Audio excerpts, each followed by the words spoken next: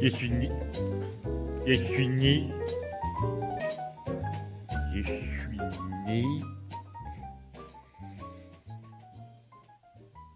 Je suis né en 13. Non, en 13, c'est ma sœur. Madeleine est 13, d'avril 13. Ou de mars. D'avril ou de mars. Oh, quelle bouillie là-dedans. Madeleine! Obligée de crier parce qu'elle n'entend pas bien. Pourquoi elle ne répond pas? Quand elle ne répond pas, ça m'inquiète parce que parfois elle tombe. Madeleine? Tu es dans ta chambre, je peux rentrer? Ah ben voilà, elle dort. Je lui prends le pouls parce que quand elle dort comme ça dans la journée, j'ai toujours peur qu'elle soit morte. Mémoire de France. Ah ben si, tiens, c'est facile, je suis né en 10 parce que j'ai connu le général, j'avais 30 ans, il en avait 50. Donc s'ils ont dit ce que je suis né, il était de 90. Léon Godet, l'homme qui parlait dans l'oreille du général de Gaulle. Et alors, à un moment donné, je me souviens, j'ai dit au général de Gaulle, je lui ai dit, faut y aller maintenant, il n'y a plus d'hésitation à avoir, faut y aller. Alors, à quel propos c'était, je ne me souviens plus.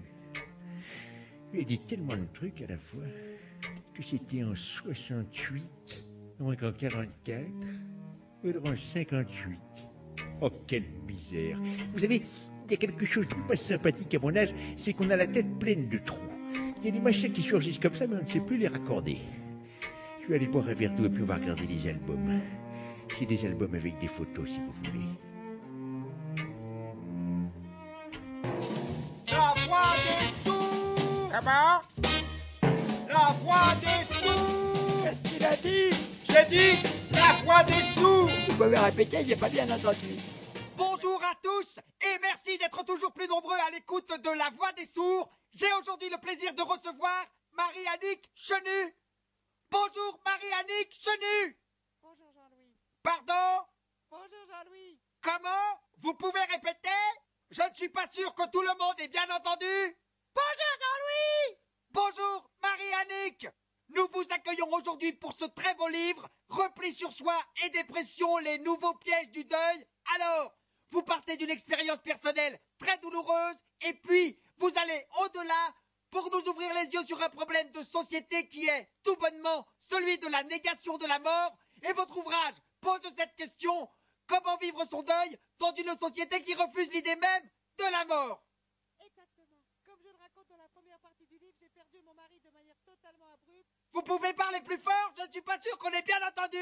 Pardon. Je disais donc, comme je le raconte dans la première partie du livre, j'ai perdu mon mari de façon totalement abrupte. Vous aimez les légumes anciens, vous, Patrice?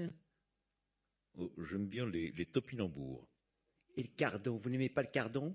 Moi, je trouve ça formidable. J'en mets partout. Et ça tombe bien parce qu'en ce moment, c'est la pleine saison du cardon.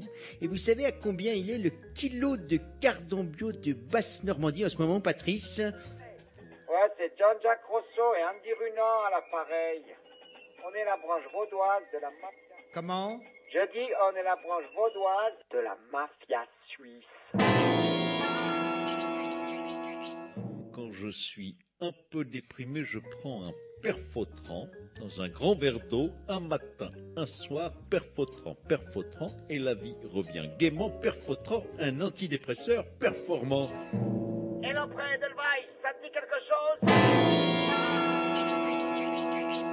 On va te rafraîchir la mémoire, on a des archives sonores. C'est une excellente nouvelle, n'est-ce pas? Et vous en avez d'autres des nouvelles, vous? Moi j'ai les nouvelles, j'ai les nouvelles toutes bêtes, quoi. J'ai des informations, mais c'est pas mal, on les lance. On connaît déjà le secteur et dans 3 minutes on va savoir exactement où t'es. Alors on reste en ligne et on te tient au courant. C'est la merde.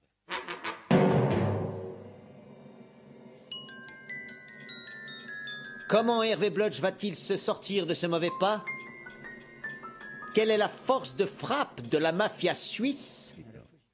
Alors, Jean-Louis Beuze, que nos auditeurs connaissent comme producteur de La Voix des Sourds, mais qui a longtemps été chroniqueur judiciaire et chef du service enquête et justice, nous a rejoint dans le studio. Une réaction à chaud, Jean-Louis?